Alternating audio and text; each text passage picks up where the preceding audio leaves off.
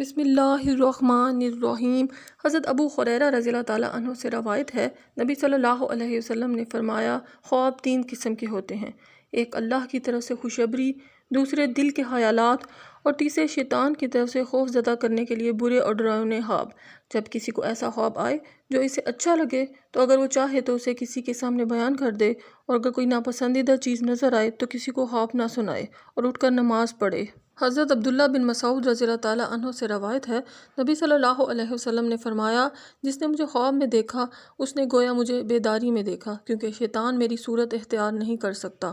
حضرت ابو قتادہ رضی اللہ تعالیٰ عنہ سے روایت ہے، رسول اللہ صلی اللہ علیہ وسلم نے فرمایا، اچھا خواب اللہ کی طرف سے ہوتا ہے اور برا خواب شیطان کی طرف سے، لہٰذا اگر کسی کو خواب میں ایسی چیز نظر آئے جو اسے ناگوار ہو تو اسے چاہیے کہ 3 بار بائیں طرف تھوک دے اور شیطان مردود سے 3 بار اللہ کی پناہ مانگے، اور جس پہلو پر لیٹا ہوا ہو اسے بدل دے۔